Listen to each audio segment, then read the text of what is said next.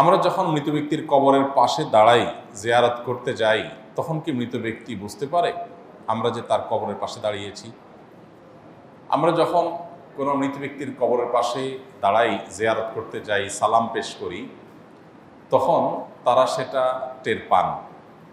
তাদের ধ্বংসাবশেষ মাটির সাথে মিশে গেলেও আল্লাহ রাব্বুল আলামিন বারজাখী জীবনে, এটাকে বারজাখী জীবন বলে, মৃত্যু থেকে নিয়ে কিয়ামতের আগ পর্যন্ত যে জীবনটা আছে, এখানে মানুষের শরীর মাটির সাথে মিশে যাক, পানিতে গলে যাক, যেখানে যে অবস্থা থাকুক, সেখানে এক প্রকারের রূহ আল্লাহ তাআলা শুধুমাত্র বিশেষ কিছু জিনিস যেগুলো আল্লাহ তাআলা অনুভব করাতে চান, সেগুলো অনুভব করার ক্ষমতা আল্লাহ তাদেরকে দেন। এর ভিতরে একটা হলো এটা যে কোনো ব্যক্তি তার কবর জিয়ারত করতে গেলে, কে আসলো জিয়ারত করতে, সেটা তিনি টের পান। সালাম যখন দেন তখন সালামের জবাবও তিনি দেন, সেটা আমরা শুনতে পাই না, জাস্ট এটুকু। এটা বহু সালাফদের মত। ইমাম ইবনে আব্দুল বার রাহিমাহুল্লাহ, বরাতে ইবনুল কাইয়িম রাহিমাহুল্লাহ, অনেক ইমামগণ এ বিষয়ে অনেকগুলো হাদিস উল্লেখ করেছেন। যদিও আপনার সমকালীন ওলামাদের মধ্যে শেখ বিন বাজ রহমতুল্লাহ আলাইহি, সৌদি আরবের সাবেক গ্র্যান্ড মুফতি, উনি এ বিষয়ে ভিন্ন মত পোষণ করেছেন, আর অনেকে ভিন্ন মত পোষণ করেছেন। তারা বলেছেন যে মৃত ব্যক্তি টের পায় কি পায় না, এই বিষয়টা হাদিস দ্বারা চূড়ান্তভাবে পরিষ্কারভাবে ক্লিয়ারলি প্রমাণিত না।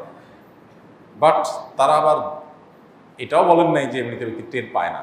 তো উভয় মতকে সামনে রেখে আমরা বেশিরভাগ সালাফ বা পূর্বসূরি ওলামাদের এই ক্ষেত্রে যে মতামত পাই, সেটা হলো যে তাদের মতামত হলো হাদিসের আলোকে যে মৃত ব্যক্তি তার পরিচিত অপরিচিত যে কোনো ব্যক্তি কবর জিয়ারত করলে তাকে যখন সালাম পেশ করে, তখন রব্বুল আলামিন তাকে এই সালামটার জবাব দেওয়ার জন্য যে রূহের প্রয়োজন, যতটুকু অনুভূতির প্রয়োজন, সেই মাটি ধ্বংসাবশেষ যেখানে যে অবস্থা আছে অতটুকু আল্লাহ তাআলা ফেরত দেন এবং তিনি রিপ্লাই করেন, সেটা আমরা শুনতে পাই না, জাস্ট এইটুকু।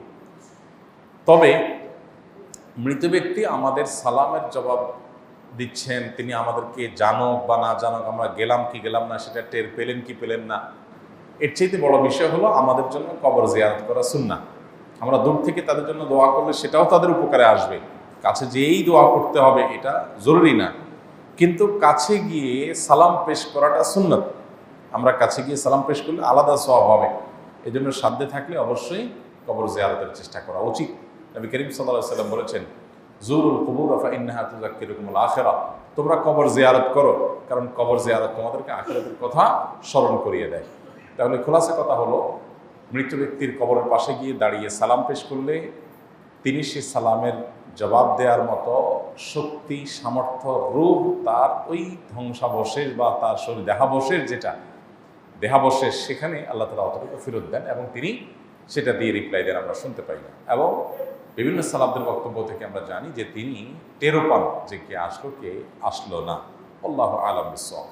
জুতা পরে কবরস্থানের ভিতরে প্রবেশ করা যাবে কিনা?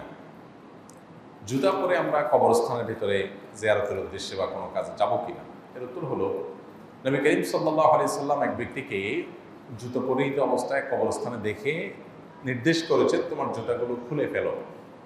সেখান থেকে বোঝা যায় যে জুতা পরিহিত অবস্থায় কবরস্থানে যাওয়াটা উত্তম কাজ না, ভালো কাজ না।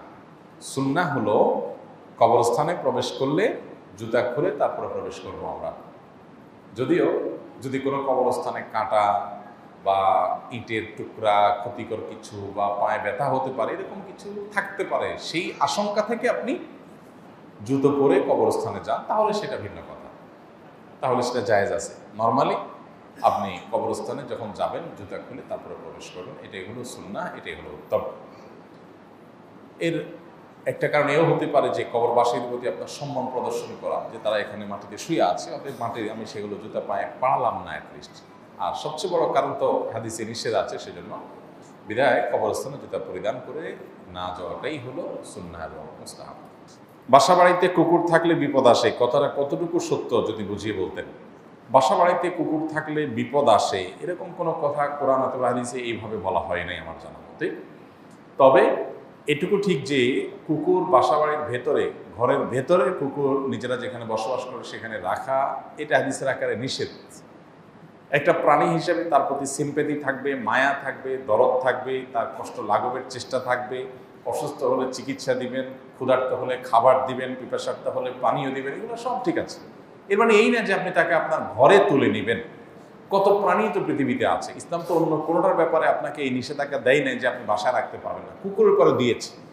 আল্লাহ এবং তার রাসূল সাল্লাল্লাহু আলাইহি সাল্লাম জানেন এটা আমাদের জন্য ক্ষতিকর। এই জন্য হাদিসে নবী সাল্লাল্লাহু আলাইহি সাল্লাম বলেছেন, লা তাদখুলুল মালাইকাতা বাইতুন ফিহি কালবুন আও সূরা, যেই ঘরে কুকুর থাকে অথবা কোনো প্রাণীর আকৃতি, ভাস্কর্য, মূর্তি, ছবি, প্রাণী এগুলো টাঙিয়ে থাকে প্রকাশ্যে, সেখানে রহমতের ফেরেশতা প্রবেশ করে না। তো এই জন্য বাসা বাড়ির ভেতরে নয়, বরং পাহারাদারের জন্য রাখলে বাইরে কোনো কক্ষে আপনি রাখেন, খাবার দাবার দেন, সেটা ঠিক আছে। একজন নারী ব্যভিচারিণী, তিনি একটি পিপাসার্ত কুকুরকে পানি পান করানোর কারণে আল্লাহ তাআলা তাকে মাফ করে দিয়েছিলেন। এই হাদিস আছে আমাদের সামনে। অতএব কুকুরের প্রতি ইসলাম আপনাকে অমানবিক হইতে বলে না, কুকুরকে গণহারে নিধন করতে বলে না, কুকুর মানেই আপনি নিকৃষ্ট হিসাবে গণহারে বলতে আপনাকে বলে না। কিছু কিছু শয়তান কুকুরের আকৃতি ধারণ করে, কিন্তু এর মানে এই না যে সব কুকুর আপনি হত্যা করবেন বা সব কুকুরকে আপনি না খাইয়ে মারবেন বা কষ্ট দিবেন। এটা ইসলামে জায়েজ করে নাই। কোনো প্রাণীকে বিনা কারণে কষ্ট দিলে বরং আপনার গুনাহ হবে। কিন্তু এর মানে এই না যে ইসলাম আপনাকে ঘরে তুলতে বলেছে। মজার বিষয় হলো, কোরআন হাদিসে যেটাকে নিষেধ করে, শয়তান গোটা পৃথিবীর মানুষকে দিয়ে ওইটা বেশি করায়। এই জন্য দেখবেন কুকুর ঘরবাড়িতে রাখার জন্য যত চেষ্টা গোটা পৃথিবীতে আছে, অন্য কোনো প্রাণীকে ঘরের বাড়িতে রাখার ব্যাপারে এই চেষ্টা নাই। কেন? অন্য আরও এত বহু প্রাণী আছে, সেগুলোকে এভাবে ট্রেনিং দিয়ে, প্রশিক্ষণ দিয়ে, বিভিন্নভাবে, বিড়াল আছে, কত প্রাণী আছে, সেগুলোকে মানুষ এতটা গোটা পৃথিবী জুড়ে সমাদর করে না যতটা সমাদর করে কাকে? কুকুরকে। তার মানে কোরআন হাদিস যেটা আমাদের জন্য ক্ষতিকর হিসাবে নির্দিষ্ট করে দিয়েছে, জানিয়ে দিয়েছে, শয়তান সেটা জানে, এই জন্য মানুষের ক্ষতিগ্রস্ত করবার জন্য সেটাই দেয়। রহমতের ফেরেশতা আসে না, ঈমান এবং হেদায়েত থেকে আমরা বঞ্চিত হই, অনেক দিক থেকে ক্ষতি হয়। কিন্তু এর মানে এই না যে ক্ষতি বলতে আমরা সাধারণত যেগুলো বুঝি বিপদ আপদ, রোগবালাই, মুসিবত, এগুলোই আসতে থাকবে অনবরত, এইভাবে ডাইরেক্ট হাদিসে